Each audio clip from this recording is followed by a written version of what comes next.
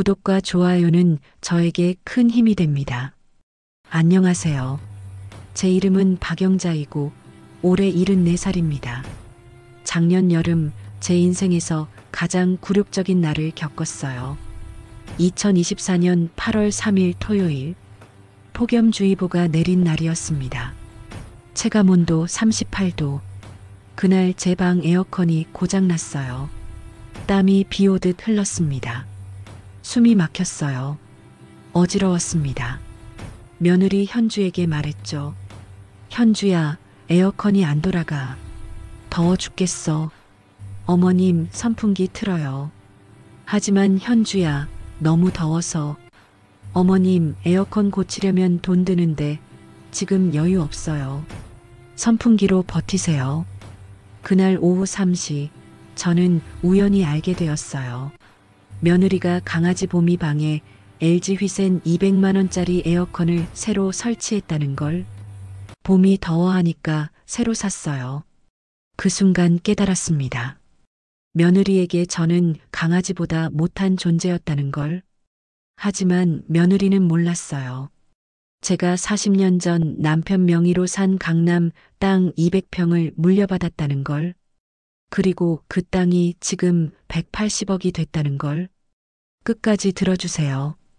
이 이야기는 선풍기로 시작해서 180억으로 끝나는 제 인생의 가장 통쾌한 복수극이니까요. 2024년 8월 3일 토요일 오전 10시 15분. 윙윙윙윙윙. 제 방 에어컨 소리가 이상했어요. 툭 멈췄습니다. 저는 리모컨을 집어들었어요. 전원 버튼을 눌렀습니다. 아무 반응이 없었어요. 다시 눌렀습니다. 역시 아무 반응 없었습니다. 고장났나? 창문을 열어봤어요. 바깥 공기가 뜨거운 불덩이처럼 방 안으로 밀려 들어왔습니다. 후끈. 얼굴이 화끈거렸어요. 뉴스에서는 아침부터 난리였습니다. 오늘 서울 낮 최고 기온 36도, 체감온도는 38도까지 올라가겠습니다. 폭염주의보가 발령되었습니다. 외출을 자제하시고 실내에서는 에어컨을 적절히 사용하시기 바랍니다. 에어컨. 저는 리모컨을 또 눌러봤어요. 여전히 작동하지 않았습니다. 10분도 안 됐는데 땀이 흐르기 시작했어요. 이마에서, 목덜미에서, 등에서. 현주야. 며느리를 불렀습니다. 거실에서 대답이 들렸어요. 네, 어머님? 현주야, 좀 와봐. 며느리 현주가 제 방으로 들어왔어요. 손에는 아이스 아메리카노를 들고 있었습니다. 투명한 컵에 얼음이 가득, 물방울이 컵 표면에 맺혀 있었어요. 왜 그러세요, 어머님? 현주야, 에어컨이 안 돌아가. 좀 봐줄래? 며느리는 리모컨을 받아들었어요. 버튼을 몇 번 눌러봤습니다. 어머님, 진짜 안 되네요. 고장 났나 봐요. 그럼 어떡하지? 너무 더운데. 며느리는 에어컨 본체를 올려다 봤어요. 어머님, 이거 오래됐죠? 몇 년 됐어요? 글쎄, 한 15년? 아니, 20년 됐나? 에휴, 그럼 당연히 고장나죠. 수명 다한 거예요. 현주야, 그럼 고쳐야 하는 거 아니야? 며느리는 아이스 아메리카노를 한 모금 마셨어요. 얼음 부딪히는 소리가 경쾌하게 들렸습니다. 어머님, 일단 선풍기 틀어요. 현주야, 선풍기로는 안 돼. 이렇게 더운데 열대야인데. 어머님, 에어컨 고치려면 돈 드는데 지금 여유 없어요. 현주야. 그래도 이렇게 더운데. 며느리의 표정이 굳어졌어요. 어머님, 저희도 지금 애들 학원비에, 대출 이자에, 생활비에 다 빠듯해요. 에어컨은 나중에 여유 생기면 그때 고치죠. 일단 선풍기로 버티세요. 현주야. 어머님, 선풍기도 틀면 시원한데요. 제가 선풍기 가져다 드릴게요. 며느리는 그렇게 말하고 방을 나갔습니다. 저는 창문으로 다가갔어요. 밖에서는 매미가 울고 있었습니다. 맴맴맴맴. 하늘은 새파랗고 햇살은 뜨거웠어요. 이렇게 더운데 선풍기로. 5분 후 며느리가 낡은 선풍기를 가져왔습니다. 20년은 된 것 같았어요. 날개 부분이 누렇게 변색되어 있었습니다. 어머님, 이거 틀어요. 바람 나올 거예요. 딸깍. 선풍기를 켰습니다. 위잉. 선풍기가 돌아가기 시작했어요. 하지만 나오는 바람은 뜨거웠습니다. 마치 드라이기 바람 같았어요. 현주야, 이거 뜨거운데. 어머님, 시간 지나면 시원해질 거예요. 접합해야 해서 나갈게요. 며느리는 제 말을 끊고 나갔습니다. 쾅! 문이 닫혔어요. 저는 선풍기 앞에 앉았습니다. 뜨거운 바람이 얼굴에 불어왔어요. 땀이 더 흘렀습니다. 이렇게 살아야 하나. 오전 11시. 체온이 올라가는 게 느껴졌어요. 옷이 땀에 흠뻑 젖었습니다. 목이 말랐어요. 저는 방문을 열고 거실로 나갔습니다. 거실은 시원했어요. 에어컨이 빵빵하게 돌고 있었거든요. 며느리는 소파에 앉아 핸드폰을 보고 있었습니다. 강아지 보미는 며느리 무릎에 앉아 있었어요. 현주야, 물 좀. 며느리는 핸드폰에서 눈을 떼지 않고 말했어요. 어머님, 냉장고에 있어요. 직접 드세요. 응. 저는 냉장고로 갔습니다. 차가운 물을 컵에 따라 마셨어요. 목구멍으로 차가운 물이 넘어갔습니다. 아, 시원해. 하지만 5분도 안 돼서 다시 더워졌어요. 거실 에어컨 바람이 얼마나 시원한지 느껴졌습니다. 여기서 좀만 있고 싶은데. 하지만 며느리가 힐끗 저를 쳐다봤어요. 방 들어가라는 눈빛이구나. 저는 다시 제 방으로 돌아왔습니다. 방 안은 찜통이었어요. 선풍기는 뜨거운 바람만 내뿜고 있었습니다. 정오. 점심시간이었어요. 저는 침대에 누워 있었습니다. 숨이 가빠졌어요. 어지러웠습니다. 혹시 온열병 걸리는 거 아니야? 며느리가 문을 두드렸어요. 어머님, 밥 먹어요. 응. 저는 비틀거리며 일어났습니다. 식탁에는 국과 반찬이 차려져 있었어요.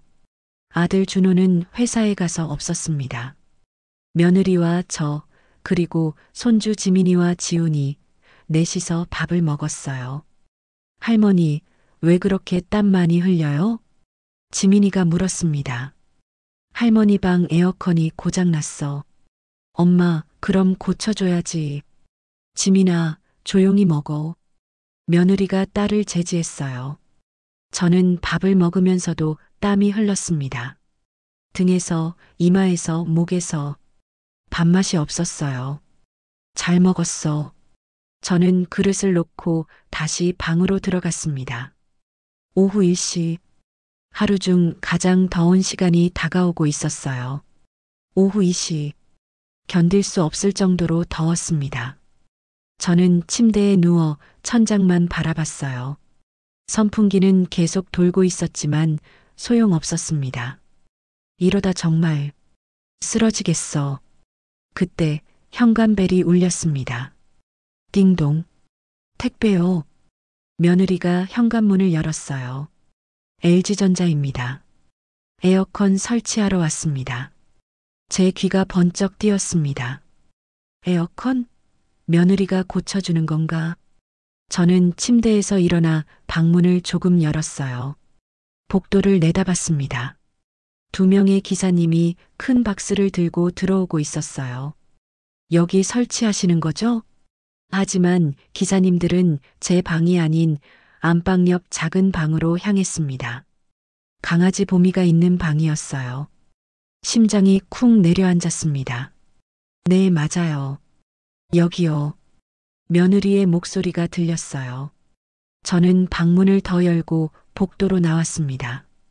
보미 방문이 활짝 열려 있었어요.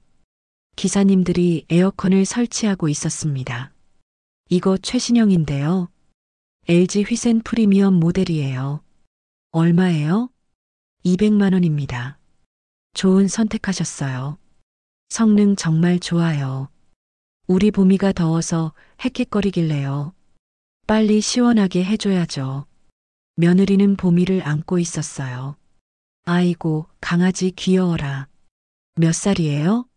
3살이요. 말티즈예요. 아, 말티즈는 털이 많아서 여름에 더 더워하죠. 잘하셨어요. 저는 복도에서 그 대화를 다 들었습니다. 숨이 막혔어요. 강아지 방에 200만 원짜리 에어컨. 저는 20년 된 선풍기. 기사님들이 작업을 계속했습니다. 천공기 소리가 요란했어요. 드르르르륵. 벽에 구멍을 뚫는 소리였습니다. 30분쯤 지났을까요? 자, 이제 작동 테스트 해볼게요. 딸깍. 위잉. 에어컨이 돌아가기 시작했습니다.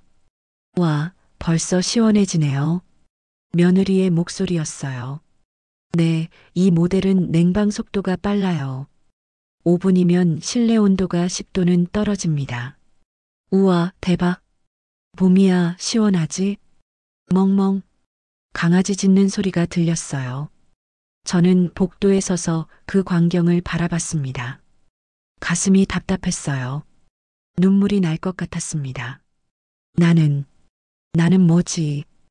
1시간 후 기사님들이 작업을 마쳤어요. 설치 완료했습니다. 잘 사용하세요. 감사합니다. 기사님들이 나갔습니다. 며느리는 봄이 방에 들어가 에어컨을 만지작거렸어요. 봄이야, 이제 시원하지? 엄마가 비싼 거 사줬어. 저는 제 방으로 돌아왔습니다. 여전히 뜨거운 방이었어요.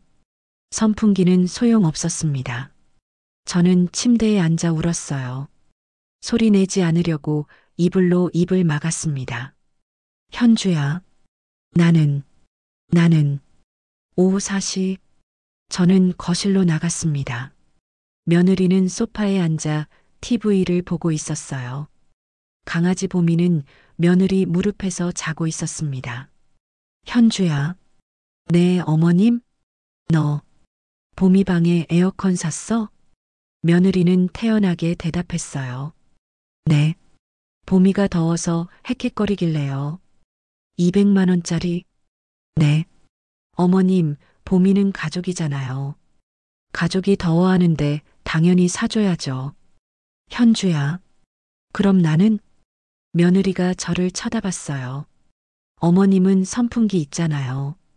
현주야, 나도 사람인데. 나도 더운데. 어머님, 봄이는 털이 많아서 사람보다 더 더워요. 어머님은 그래도 괜찮으시잖아요. 현주야, 200만 원으로 내 에어컨도 고칠 수 있잖아. 며느리의 표정이 굳어졌어요. 어머님, 지금 뭐라고 하시는 거예요? 봄이랑 비교하시는 거예요? 현주야, 그게 아니라.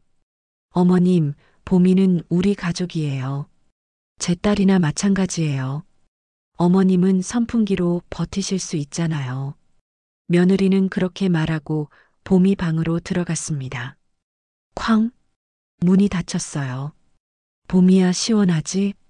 우리 봄이 이제 안 더워. 며느리의 목소리가 문틈으로 새어나왔습니다. 저는 그 자리에 멍하니 서 있었어요. 거실 에어컨 바람이 제 등을 스쳤습니다. 차가웠어요. 나는 여기서 뭐지? 그날 밤 저는 잠을 이룰 수 없었어요. 선풍기는 계속 돌고 있었지만 바람은 뜨거웠습니다. 땀에 흠뻑 젖은 옷을 갈아입었어요. 1시간 후 또 땀에 젖었습니다. 자정, 저는 화장실에 가려고 복도로 나왔어요. 봄이 방 앞을 지나갔습니다. 문틈으로 차가운 바람이 새어나왔어요. 쌩, 저는 문틈에 손을 가져다 댔습니다. 시원했어요. 봄이는 저렇게 시원하게 자는데 눈물이 났습니다. 새벽 3시, 여전히 잠이 오지 않았어요. 선풍기 소리만 윙 울리고 있었습니다. 내가 뭘 잘못했지? 왜 이렇게 살아야 하지? 문득 남편 생각이 났어요. 30년 전에 돌아가신 남편 철수. 여보, 나 너무 힘들어. 남편이 살아 있었다면 이렇게 하지는 않았을 텐데. 다음 날 2024년 8월 4일 일요일 열대야는 계속되었습니다. 저는 밤새 제대로 자지 못했어요. 어지러웠습니다. 식욕도 없었어요. 아침 먹고 다시 방에 들어갔습니다. 선풍기만 돌리고 하루를 보냈어요. 저녁 때 큰딸 미선에게 전화했습니다. 미선아, 엄마 왜? 미선아, 엄마 힘들어. 엄마 무슨 일이에요? 미선아, 에어컨이 고장났는데 현주가 안 고쳐줘. 엄마, 오빠네도 형편이 어려우니까 그러는 거 아니에요? 하지만 미선아, 강아지한텐 200만 원짜리 새로 샀어. 전화 너머로 침묵이 흘렀습니다. 엄마, 뭐라고요? 봄이 방에 LG 휘센 200만 원짜리 에어컨 샀더라. 엄마, 그게 진짜예요? 응, 내가 직접 봤어. 기사님들이 설치하는 거. 미선이 한숨 쉬는 소리가 들렸어요. 엄마, 그래도 참으세요. 남의 집이잖아요. 미선아, 그래도 엄마가 사람인데. 엄마, 제가 뭐라고 할 수 있겠어요. 저도 지금 시집살이 하면서 눈치 보고 사는데. 엄마, 조금만 참으세요. 미선아, 엄마, 저도 지금 여유 없어요. 애들 학원비에 다 나가서 끊을게요. 뚝, 뚝, 뚝. 전화가 끊겼습니다. 저는 핸드폰을 내려놓고 울었어요. 일주일이 지났습니다. 2024년 8월 10일 토요일.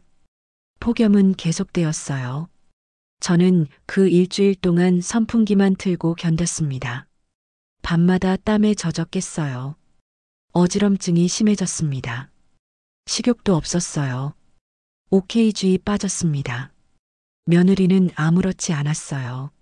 어머님 밥 먹어요. 응. 어머님 많이 드세요. 하지만 며느리 눈에는 관심이 없었습니다. 그저 형식적인 말뿐이었어요. 2024년 8월 11일 일요일 오후, 저는 오래된 서랍을 정리하기로 했어요. 남편이 30년 전에 돌아가셨는데 남편 물건들을 정리해야겠다고 생각했거든요. 서랍을 열었습니다. 남편의 안경, 시계, 책들이 있었어요. 하나씩 꺼내며 추억에 잠겼습니다. 여보, 당신이 있었다면. 서랍 맨 밑에서 낡은 파일이 나왔어요. 먼지가 가득했습니다. 중요 서류 마이너스 박철수. 남편 필체로 쓰여 있었습니다. 이게 뭐지? 파일을 열었어요. 첫 페이지에는 편지가 있었습니다. 사랑하는 영자에게 이 편지를 읽고 있다면 나는 이미 세상을 떠난 후일 것이오. 영자야 미안하오. 내가 너에게 숨긴 것이 있소. 1984년 내가 사업으로 돈을 좀 벌었을 때 강남에 땅을 샀소. 당시 평당 50만 원 하던 땅을 200평 샀소. 총 1억 원이었소. 영자야, 왜 숨겼냐고? 준호 때문이요. 우리 아들은 돈 관리를 못하오. 어려서부터 그랬소. 내가 죽은 후 이 땅이 준호한테 알려지면 그 녀석은 망가질 것이오. 영자야, 이 땅은 당신 명의로 되어 있소. 내가 처음부터 당신 명의로 샀소. 나중에 이 땅을 팔아서 당신이 편하게 사시오. 영자야, 나는 평생 당신을 사랑했소. 마이너스 영원히 당신을 사랑한 남편 철수. 손이 떨렸습니다. 여보, 다음 페이지를 넘겼어요. 부동산 등기부등본. 소재지 서울특별시 강남구동 123-45. 지목대지. 면적 661이 약 200평. 소유자 박영자. 제 이름이 적혀 있었습니다. 이게 진짜야? 저는 부동산 등기부등본을 자세히 봤어요. 1984년 11월 15일 등기. 40년 전이었습니다. 강남 땅 200평? 저는 핸드폰을 꺼내 인터넷을 검색했어요. 강남 토지 시세. 여러 부동산 사이트가 나왔습니다. 클릭했어요. 강남구동 토지 시세. 평당 시세 약 9억 원. 숨이 멎었습니다. 평당 9억. 200평이면 계산기를 두드렸어요. 9억, 200평 1,800억. 아니, 180억. 180억? 저는 그 자리에 주저앉았습니다. 핸드폰을 떨어뜨릴 뻔했어요. 여보, 이게 진짜야?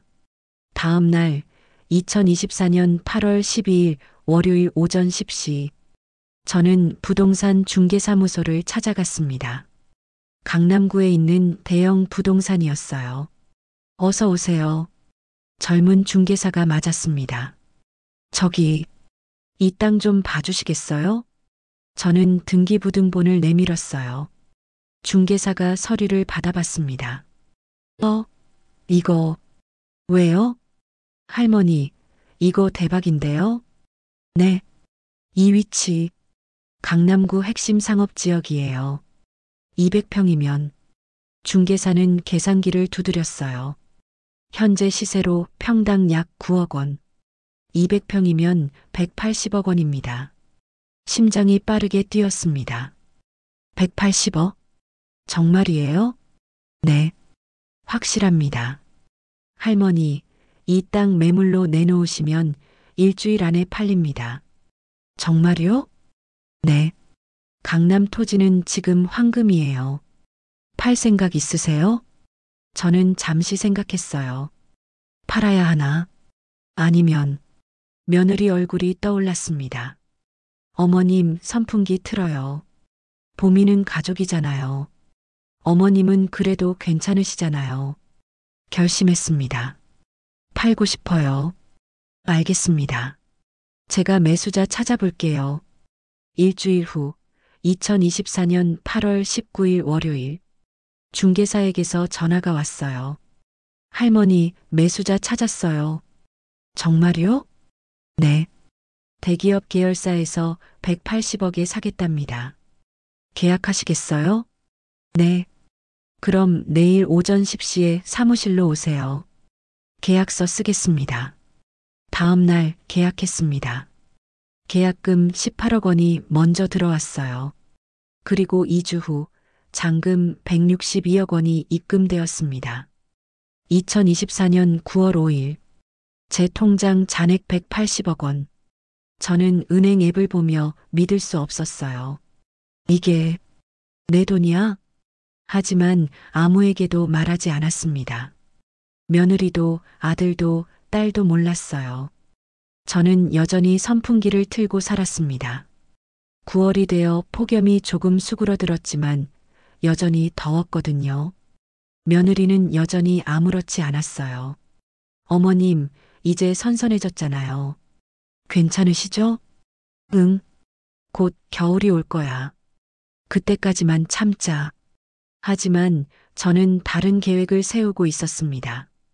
9월 15일 저는 재정 컨설턴트를 만났어요. 서울 강남에 있는 자산관리 회사였습니다. 어르신, 어떻게 오셨습니까? 제가 땅을 팔아서 180억을 받았는데요. 컨설턴트의 눈이 커졌어요. 180억이요? 네. 관리 좀 부탁드려요. 물론입니다. 제가 최선을 다해 관리해 드리겠습니다. 그리고 집 하나 구하고 싶은데요. 어떤 집을 원하세요? 강남에요. 전망 좋고 넓고 에어컨 좋은 집이요. 컨설턴트는 웃었어요. 알겠습니다. 최고의 집 찾아드리겠습니다. 일주일 후 집을 구했습니다. 강남구 대치동 고급 오피스텔 50평 30층 한강 전망. 에어컨은 최신형 LG 휘센으로 각 방마다 설치되어 있었어요. 월세 600만 원. 저는 즉시 계약했습니다. 2024년 10월 1일. 이사 날이었어요. 아침 일찍 일어났습니다. 짐을 쌌어요. 옷가지 몇 벌, 화장품, 책. 거실로 나왔습니다. 며느리가 아침 준비를 하고 있었어요. 현주야. 네, 어머님? 나 오늘 친구 집에 좀 다녀올게. 네, 어머님. 언제 오세요? 글쎄, 한 일주일? 일주일요? 어디 가시는데요? 친구 집. 오래된 친구가 좀 아파서 간병 좀 해주려고. 아, 네. 조심히 다녀오세요. 며느리는 별 관심이 없었어요. 저는 작은 가방 하나를 들고 집을 나왔습니다. 하지만 친구 집이 아니라 새로 구한 오피스텔로 갔어요. 엘리베이터를 타고 30층에 올라갔습니다. 문을 열었어요. 넓은 거실이 펼쳐졌습니다. 창문으로는 한강이 보였어요. 와, 에어컨을 켰습니다. 딸깍, 위잉, 시원한 바람이 나왔어요. 저는 소파에 앉아 한강을 바라봤습니다. 이제 나도 편하게 살 수 있구나. 일주일이 지났습니다. 2024년 10월 8일, 며느리에게서 전화가 왔어요. 어머님, 언제 오세요? 현주야. 네, 어머님? 나, 이제 안 가. 전화 너머로 침묵이 흘렀습니다. 어머님, 무슨 말씀이세요? 현주야, 나 새 집 얻었어. 강남에. 어머님, 무슨 돈으로요? 내 돈으로. 어머님, 연금으로 어떻게 강남에 집을.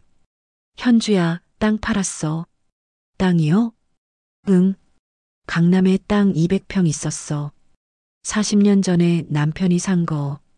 어머님, 그게. 현주야, 180억 받았어. 침묵. 긴 침묵이 흘렀습니다. 어머님, 180억이요? 그래. 내 남편도 너도 몰랐지. 내가 강남 땅 주인이었던 거. 어머님, 그럼 저희한테 왜? 현주야, 작년 여름 기억나니? 네. 8월 3일. 에어컨 고장 났을 때 며느리는 아무 말도 하지 않았어요. 현주야, 너는 나한테 선풍기 틀라고 했지. 어머님, 현주야, 근데 그날 오후에 너는 뭘 했지?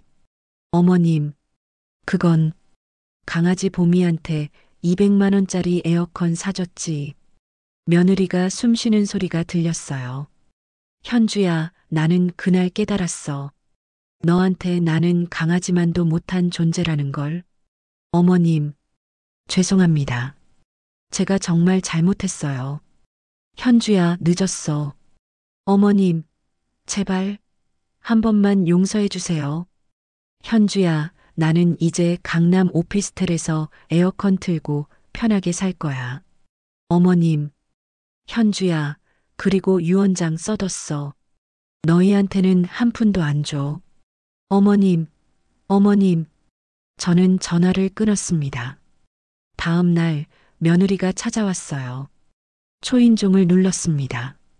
띵동 띵동. 문을 열었어요. 며느리가 서 있었습니다. 얼굴이 창백했어요. 어머님, 들어와. 며느리는 집 안으로 들어왔습니다. 거실을 둘러봤어요. 어머님, 여기가 50평이야. 한강뷰. 월세 600만 원. 며느리는 소파에 무릎을 꿇었습니다. 어머님, 제발 용서해 주세요. 현주야, 일어나. 어머님, 그때 제가 정말 잘못했어요. 제가 미쳤어요. 현주야. 어머님, 제발 한 번만 용서해 주세요. 다시는 그러지 않을게요. 저는 며느리를 내려다봤어요. 현주야, 작년 여름 나는 일주일 동안 선풍기만 틀고 견뎠어. 밤마다 땀에 젖었겠어. 어지러워서 쓰러질 뻔했어. 어머님, 죄송합니다. 현주야, 근데 보미는 어땠어? 시원한 방에서 편하게 잤지? 며느리는 고개를 숙였어요. 현주야, 너는 나한테 선풍기로 버티세요라고 했어. 근데 강아지한텐 200만 원을 썼어. 어머님, 현주야, 나는 그날 결심했어. 이 집에서 나가야겠다고. 며느리가 울기 시작했어요. 어머님, 제발 180억 중에서 조금만이라도. 현주야, 한 푼도 안 줘. 어머님, 현주야, 돌아가. 며느리는 일어나지 않았어요. 저는 핸드폰을 꺼냈습니다. 현주야, 안 나가면 경찰 부를 거야. 며느리는 결국 일어났습니다. 어머님, 제발, 현주야, 나가줘. 며느리는 울면서 나갔어요. 쾅! 문이 닫혔습니다. 2024년 11월, 저는 재단을 설립했어요. 박영자 사랑나눔재단. 목적, 에어컨 없는 노인 가정 지원, 강아지보다 못한 대우받는 노인 보호, 노인 인권 교육, 180억 중 150억을 재단에 출연했습니다. 개소식 날 많은 사람들이 왔어요. 기자들도 왔습니다. 박영자 이사장님, 어떻게 이렇게 큰 재단을 만드셨어요? 저는 마이크를 잡았습니다. 제가 작년 여름에 겪은 일이 있습니다. 어떤 일이었나요? 폭염에 제 방 에어컨이 고장났습니다. 며느리에게 도움을 청했지만 선풍기만 주었습니다. 네. 그런데 그날 오후 며느리는 강아지 방에 200만 원짜리 에어컨을 새로 설치했습니다. 사람들이 웅성거렸어요. 저는 그날 깨달았습니다. 제가 강아지보다 못한 존재라는 걸. 그래서 이 재단을 만드셨군요. 네. 저처럼 더위 속에서 고통받는 노인들을 돕고 싶습니다. 박수 소리가 터졌어요. 2025년 봄. 1년이 지났습니다. 저는 오피스텔 발코니에서 한강을 바라봤어요. 벚꽃이 피기 시작했습니다. 더 이상 선풍기 할머니가 아니었어요. 180억 재산의 주인이자 많은 노인들을 돕는 재단 이사장이었습니다. 그것이 제 인생의 가장 아름다운 봄날이었습니다.